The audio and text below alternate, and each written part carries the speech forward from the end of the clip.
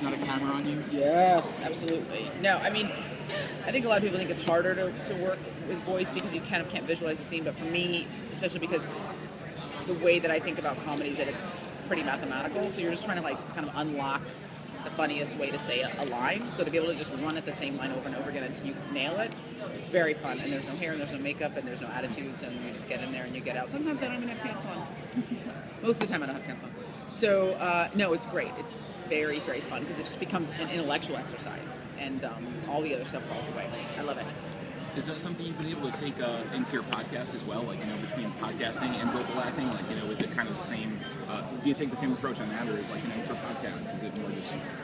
Well, I mean, the cool thing about a podcast, and people always ask me when I'm going to start shooting it as a video show, and I won't do it that way because I feel like when it's voice only, it is a very liberating way to work. And people tend to censor themselves much less when they're not hyper-aware of how their hair looks. So if I can get somebody alone in a room with no publicist and no camera, I'm, most likely to get awesome shit out of them. And people often say on my podcast, I've never told this story before, I've never said this to anybody before. Almost every episode somebody says that. And that's because the format is so informal. And it ends up being this thing where people forget that there's a microphone there and they're just having a conversation. So, yeah, and I also feel like the way it's consumed is super intimate too. I mean, on the podcast, but anyway, then people could listen to it on the treadmill with their headphones or in their car, and it becomes this kind of interior conversation that they're having. They're the third person in that conversation. So, yeah, I mean, I think, hopefully we'll never move away from working in the audio space, and I don't necessarily think that video adds value, really, What can you tease about a potentially butt-kicking, gun-toting pregnant Lana in the upcoming season? Just that she's an incredibly irresponsible mother and should probably take some time off. Yes, she's a terrible person. Okay. And has poor decision-making skills.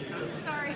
So, yeah, I don't really think that, pregnant women should be, in the black ops field. That's just my personal opinion. Call me old-fashioned. But you could just move away from wet work for 9 months. But Lana seems to, I can't tell you anything about the season, but conditions demand is all I can say. I think that these guys are in a situation where she loves to work, and she would say she has to work, but also I think Lana doesn't know any other way to live. And, she's work addicted, and so the baby's just going to have to go along for the ride. Aisha has a cast of characters who are hilariously irresponsible and terrible. Yes, they're all terrible people. Yeah, but this is like a major kind of change for Lana. Do you see her as having grown at all over these seasons? As having changed? Good question. I think Lana's always been one of the more mature characters on the show, one of the more grounded characters on the show, and at least on a professional level, the most competent spy.